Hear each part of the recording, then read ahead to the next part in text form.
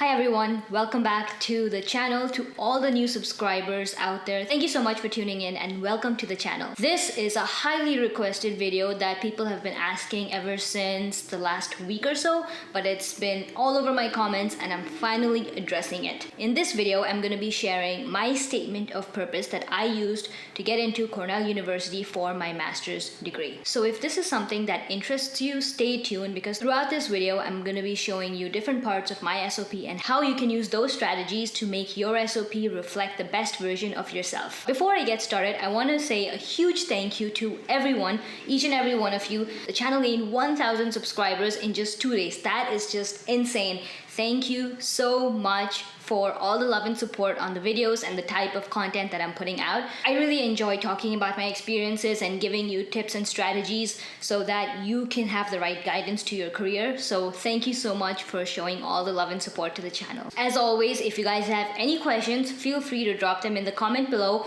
or reach out to me on my Instagram. I try to reply to each and every one of you. Also, before we get started, I do want to point out that there is a giveaway going on. The details of the giveaway are in the description of this video, in my previous video, so make sure you enter in that. There are going to be some fun prizes, and that was because we hit 1,000 subscribers on YouTube and already we are at 2K, so this is going pretty fast. Now before we get started with this video, I want to put a huge disclaimer out there. The statement of purpose that I'm going to show you in this video is mine. It's what I used when applying for my master's. Please, please, please do not copy the same thing and apply yourself. You will not get into a program if you're going to use someone else's statement of purpose and pass it off as your own. Just changing a couple words here and there is just not going to do it. A statement of purpose is supposed to be unique and it's supposed to tell your own story. So copying it is going to defeat that sole purpose. The whole reason why I'm sharing my statement of purpose with you is so that I can give you guidance on how you can make one for yourself. Not so you can just use mine and apply in colleges with that. So don't do that, please, please, please. Now, the average time spent by the admission panel on your application is going to be roughly 20 minutes. And if you plagiarize a statement of purpose to pass it off as your own, you're going to quickly lose their interest in just a couple of seconds and they're just going to pass on your profile and move on to the next application. So don't make that mistake. All right, so now let's get into it. So when you're filling out a college application, they usually ask for either a statement of purpose or a personal statement. Now in the application itself, they usually mention what they want you to write in a statement of purpose or the personal statement or the questions that they ask you for the application. But more or less, the things that they usually ask in these cases are, what are your goals? Why do you want to study here? And basically, they're trying to get to know you as a person. So with that in mind, let's get started. Just a quick overview of what the entire statement of purpose looks like. As you can see here, I've kept the length of the entire document to a maximum of 2 pages.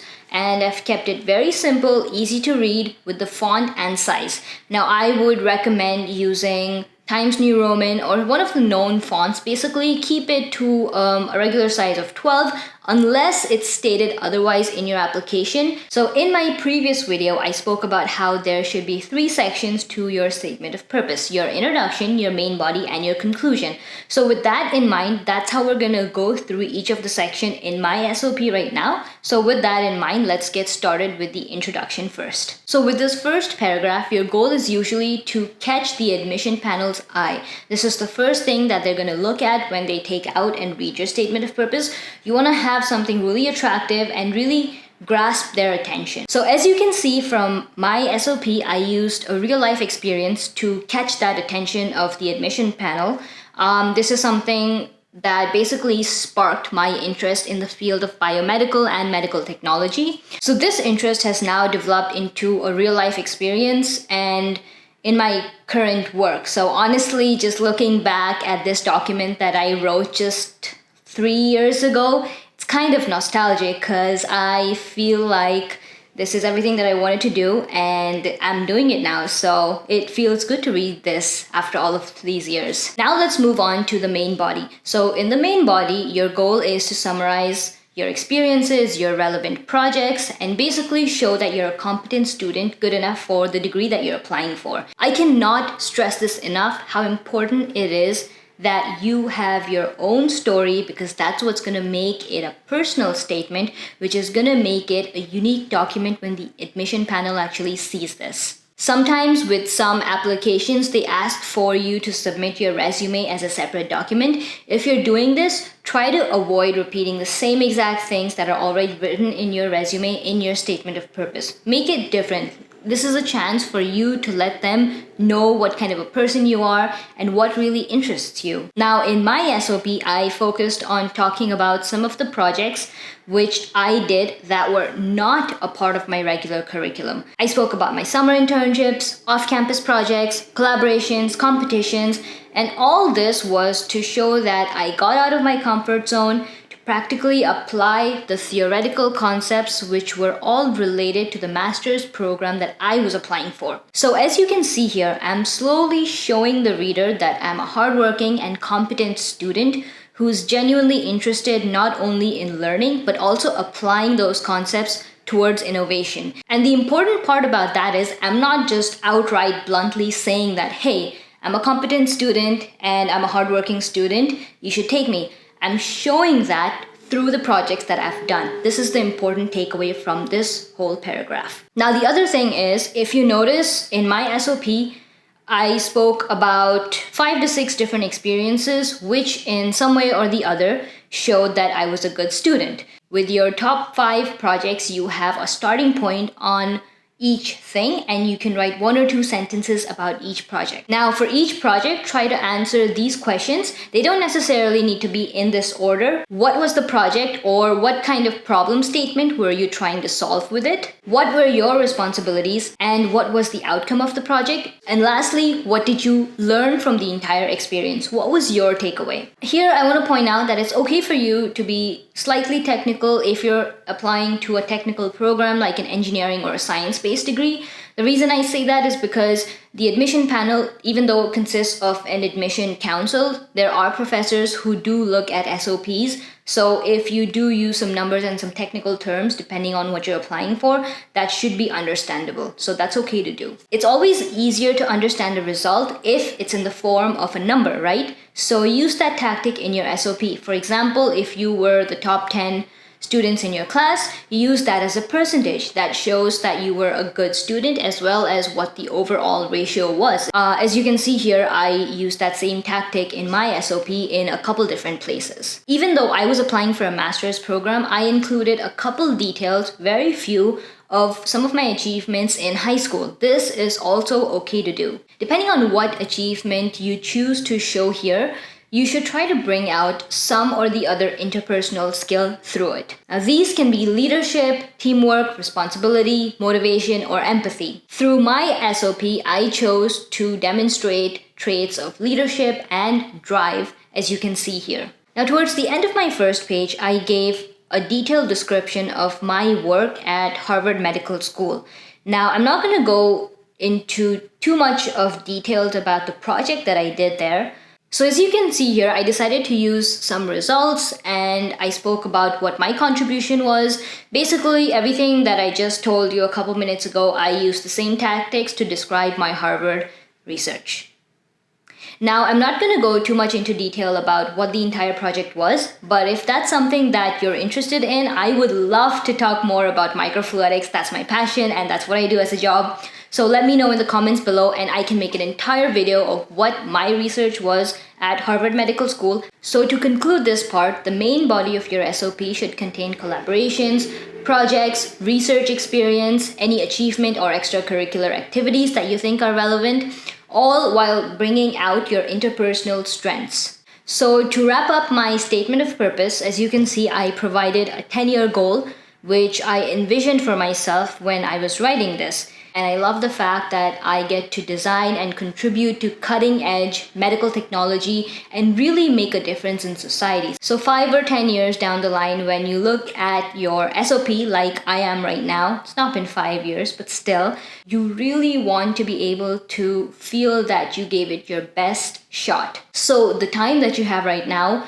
whether you're in grade 11, grade 12, grade 10, finished an undergraduate degree, whatever the time you have now, whether it's a couple of months or you have a year like I did to write the SOP, Take your time, make different drafts, have people look over it, and really give it your best shot, and just make it reflect the best version of yourself, because nobody knows you better than you. So this document can be the best only if you write it. So that concludes the writing part of the SOP. Now the next step that I would recommend, this is something that I did as well. Revise, revise, revise. I had different friends, different family members take a look at my SOP, not only to check for grammar and making sure that the sentences and the storyline comes along, but just essentially have them critique it. You need to be able to accept constructive criticism, and if someone says that, this doesn't seem too well, make better versions of it. So we are reaching the end of this video, and before we conclude, I want to point out some do nots. Basically, these are things that you want to avoid doing in your statement of purpose. Number 1 is poor spelling and grammar. Please make sure that you have not misspelled a word. That's the biggest error that you can have in your SOP. What this really shows is that you didn't even take time enough to check your grammar and your spelling. This just reflects poorly on you as a student. So please make sure that your grammar and your spelling is correct in the statement of purpose that you write. The next point is avoid negativity. If you're trying to use a statement where you want to say, I hated doing this, instead it can be rephrased to, I did not like doing this.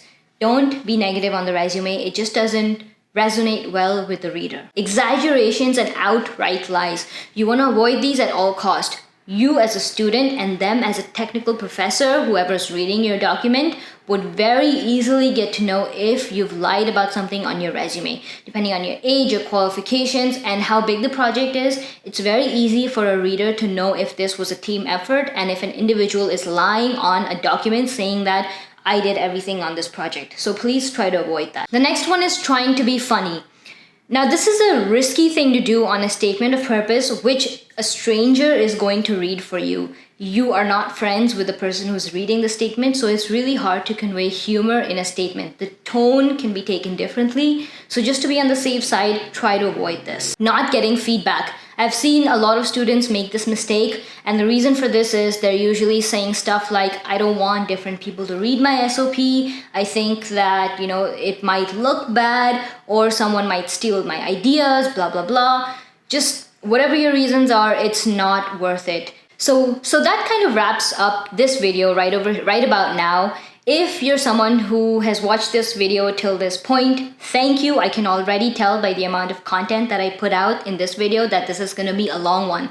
So if you're still watching till the very end, thank you so much. I really appreciate it. And just so I know that you're still watching right now, why don't you go ahead and comment down below Crazy Medusa and ask any question that you want, whether it's career related or basically your application SOP, and I'll give you a quick commented feedback in the comment section down below. So the first 5 comments with Crazy Medusa followed by their question will get a response from me. So let's see who the top 5 people to do that are. And of course, don't forget to subscribe to the channel if you haven't already. Hit that bell icon so you don't miss notifications from me when I put out a video. Like this video, share it around with your family and friends if you think that this can benefit them. And don't forget to enter in the giveaway that I was talking about earlier. The details of the giveaway are in the description below or in my previous video, but the winners are going to be announced in August, so stay tuned for that. I'll see you guys in the next one.